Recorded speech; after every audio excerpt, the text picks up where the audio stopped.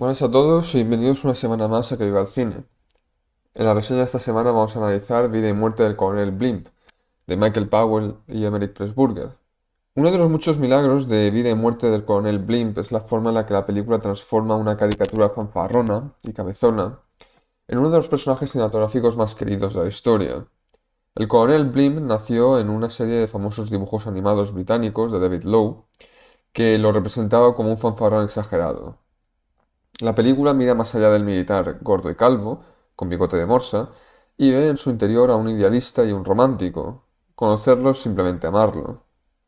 Realizada en 1942, en el momento álgido de la amenaza nazi sobre Gran Bretaña, la obra de Michael Powell y Emeric Pressburger es una película comúnmente civilizada sobre la guerra y los soldados, y más raro aún, una película que defiende a los viejos contra los jóvenes. Su héroe es un viejo charlatán, Clive Wynne Candy, un caballo de batalla del ejército británico que empezó sus andanzas durante la Guerra de los Boers, que ahora está retirado, 2 veces del servicio regular, y relegado a dirigir la Guardia Nacional. Al comienzo de la película, el general ha ordenado ejercicios de entrenamiento militar y ha anunciado que la guerra empieza a medianoche. Un joven teniente decide que la guerra moderna no se rige por las reglas y se lanza a la aventura, conduciendo a sus hombres al club londinense del general y arrastrándolo en la sala de vapor. Cuando Wine Candy brama, abro comillas, maldito joven tonto, la guerra empieza a medianoche, cierro comillas, el teniente observa que los nazis no respetan los pactos de caballeros e insulta la barriga y el bigote del anciano. Wine Candy se indigna, abro comillas de nuevo.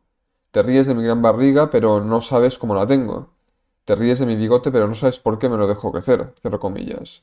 Le da un puñetazo al joven teniente, lo mete en una piscina y en un flashback de gracia e ingenio, la cámara recorre la superficie del agua hasta que en el otro lado emerge el joven Clive Candy. Está delgado y sin bigote y nos encontramos en el año 1902. Vida y muerte del coronel Blim tiene 4 hilos argumentales. Lamenta el paso de una época en la que los soldados profesionales observan un código de honor, argumenta a los jóvenes que los viejos también fueron jóvenes una vez, y contiene dentro de ellos todo lo que los jóvenes saben y más. Marca el solitario paso romántico del general por la vida, en el que busca el doble de la primera mujer que amó, y registra la amistad entre un oficial británico y un oficial alemán que abarca los años cruciales entre 1902 y 1942. Se trata de una idea argumental bastante audaz para empezar, pero aún más atrevida en 1942, cuando Londres era bombardeada cada noche y los nazis parecían estar ganando la guerra. Al principio, Powell quería que Laurence Olivier interpretara el papel principal, pero el guión se topó con la férrea oposición del gobierno de Churchill y el Ministerio de Guerra se negó a liberar a Olivier del servicio militar. Entonces Powell contrató a Roger Livesey, un joven actor que ya había trabajado con él, y como oficial alemán contrató al actor austríaco, emigrado en aquel momento, Anton Walbrook. Esto provocó un encuentro entre Churchill y Walbrook, relatado por el crítico de cine británico Derek Malcolm. Abro comillas. La reacción de Churchill fue furiosa. Se dice que irrumpió en el camerino de Walbrook cuando éste actuaba en una obra del West End exigiendo que qué se supone que significa esta película. Supongo que la considero una buena propaganda para Gran Bretaña. Cierro comillas. La respuesta de Anton Walbrook fue bastante reveladora. Vuelvo a abrir comillas. Ningún otro pueblo del mundo, aparte de los ingleses, habrían tenido el valor, en medio de la guerra, de decir al pueblo una verdad tan cruda. Cierro comillas. Ah, pero elogió a su patria adoptiva demasiado pronto. Churchill siguió resistiendo. Powell no podía pedir prestado equipos y camiones al ejército, así que los robaron. La película fue prohibida al principio, luego se estrenó a regañadientes en una versión mucho más corta, y en Estados Unidos perdió 50 minutos de una duración total de 163 minutos. Toda la estructura de flashbacks fue sustituida por una línea argumental cronológica. Solo en 1983 se restauró finalmente la película, que fue aclamada como una obra maestra.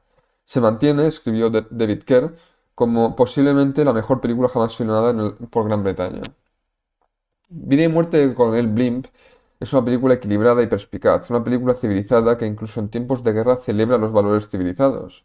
Lo que lamenta es la pérdida, en 2 guerras mundiales, del sentido de la decencia y del juego limpio que había regido a las clases militares europeas.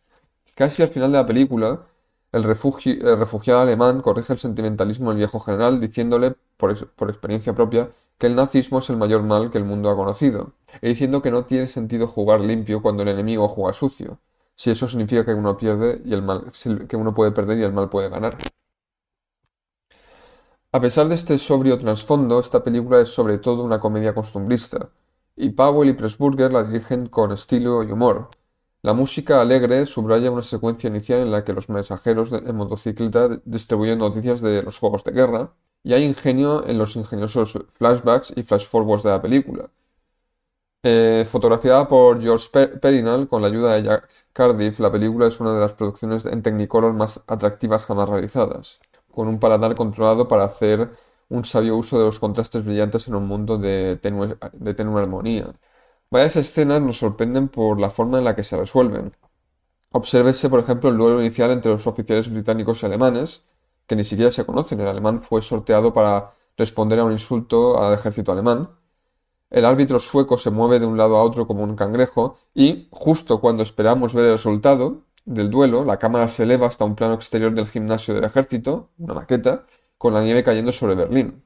El mensaje se hace de manera visual. La época de los valores tradicionales se acaba y estos soldados no volverán a jugar tan limpio. En el hospital, Clive Candy y su oponente, Theo Kretschmann-Schuldorf, reciben la visita de la amiga británica de Candy, Edith Hunter, que es interpretada por Deborah Kerr. El alemán se enamora de ella y le propone matrimonio. Candy está al principio encantado, pero al volver a casa se da cuenta de que también la amaba y comienza una búsqueda de toda la vida para encontrar una sustituta. 15 años después, en un hospital de la Primera Guerra Mundial, ve a una joven enfermera que es la viva imagen de Edith y organiza un baile para enfermeras de guerra solo para volver a encontrarla. Se trata de Barbara Wayne, interpretada de nuevo por Deborah Kerr. Obsérvese la escena de la cena en la que Candy explica el motivo por el que la busca y el sutil escalofrío con el que Bárbara dice que lo entiende perfectamente. El matrimonio se desvanece como lo hizo el duelo, como si no hubiera nada más que decir. Kira aparece por tercera vez como una chica de clase trabajadora llamada Angela Cannon, que es el chofer de Wayne Candy durante la Segunda Guerra Mundial. Se trata de una notable actuación en aquel momento la recién llegada de 20 años, que interpreta tres papeles. Wendy Hiller fue elegida originalmente, pero se quedó embarazada y Powell eligió a Deborah Kerr tanto porque pensaba que algún día sería una estrella, como porque se estaba enamorando de ella. La amistad entre Clive y Theo se desarrolla durante 40 años. Se reencuentran en un campo de prisioneros alemán en Inglaterra después de la Primera Guerra Mundial. Theo ignora a Clive y se aleja, pero al día siguiente llama para disculparse y es invitado a una cena de tipos del establishment británico en la que le aseguran que su patria será reconstruida. Abro comillas. Europa necesita una Alemania sana, cierro comillas. Cuando los dos hombres vuelven a encontrarse, es después de que el alemán haya huido de su patria en 1939. En un largo discurso realizado en una sola toma, explica por qué ha elegido Inglaterra en lugar de su lugar de nacimiento. La actuación de Walbrook aquí es sublime con su dominio del tono y el estado de ánimo, y este discurso más que ningún otro explica por qué Churchill se equivocó al oponerse a la película. Los pasajes más conmovedores tienen que ver con el envejecimiento del general. Parece una caricatura para los oficiales más jóvenes, con su rostro fornido, su tez rosada, su bigote, que se ha dejado crecer para ocultar la cicatriz del duelo, y su voz áspera. Pero en su corazón sigue siendo joven, sigue enamorado, sigue siendo idealista. Al final de la película mira un estanque de agua en el sótano de su casa, bombardeada, y se acuerda de un lago por el que una vez se prometió amor. Y se insiste en que el mismo lago y él es el mismo hombre. Pocas veces una película nos ofrece una visión tan matizada de la totalidad de la vida de un hombre. Se dice que el hijo es el padre del hombre. Pues bueno, Vida y Muerte con el Blim hace poesía de lo que los viejos saben, pero los jóvenes no adivinan. El hombre contiene tanto al padre como al hijo.